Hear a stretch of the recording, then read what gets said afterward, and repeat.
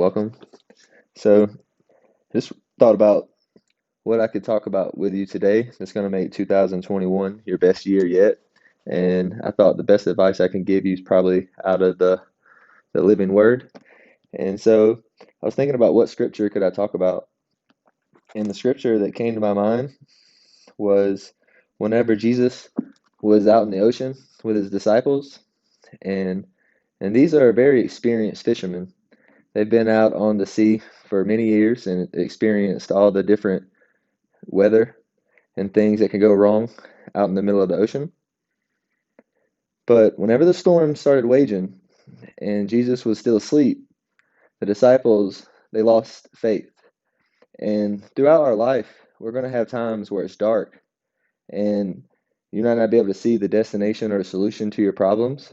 But rest assured that someone, a higher power, is looking out for your best interest.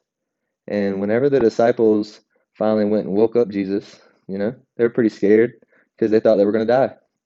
And there's valid reasons to be fearful all the time.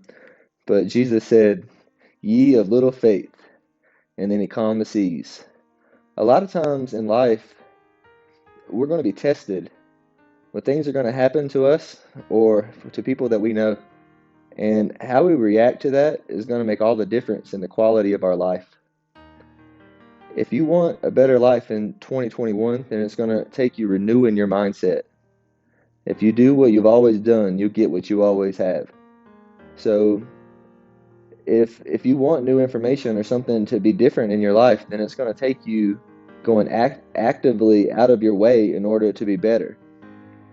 Why that is such a problem with most people is because by the time they're 7 years old, their subconscious programming is already underway from their parents, from schools, and their friends.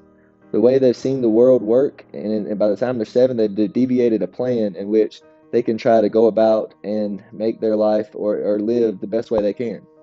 And unfortunately, a lot of us never update this programming, and we're walking around with basically bad code.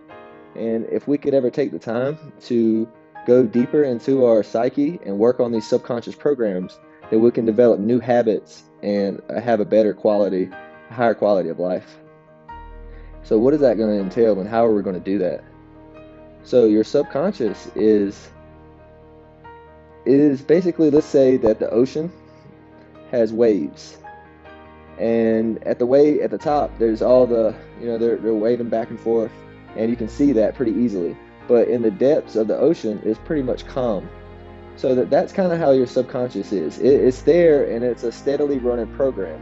But your conscious thoughts are the waves. It's what's happening currently, what's going on around you right now, how you're having to think in order to react. You're having to put a little bit of mental energy into figuring out how you're going to act. So it's a little bit different to program your subconscious. And so how do we do this? Most of the time we have to understand that we are vibration and energy. And in the morning time and right before we go to bed, our psyche is a little bit more suggestible to influence. And so the worst thing that we could be doing is filling our mind full of social media or any other type of negativity because this suggestibility is very strong during these times. So if you could create new daily habits centered around a new morning routine or a new evening routine before bed, then you'll have a lot of progress on creating a better mindset.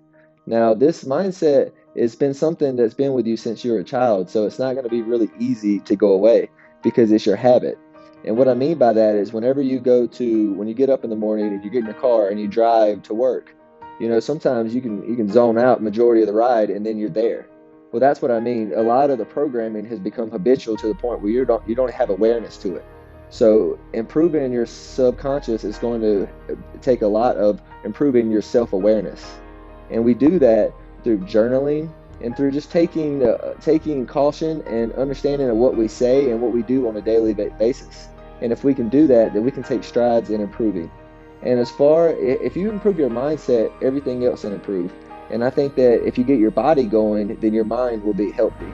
So with exercise, a lot of people, they go into the gym and they just curl or they do one arm or leg movements. And that's great, if you're a bodybuilder and you have 3 or 4 hours to work out, but a lot of people don't have that kind of time. So you need to revamp the way that you're thinking about working out with a total body stimulus. If you only have 30, 40 minutes, then you don't really need to be taking a lot of rest breaks, and it needs to be a lot of multiple moving parts in your body so you get the maximum stimulus for a workout.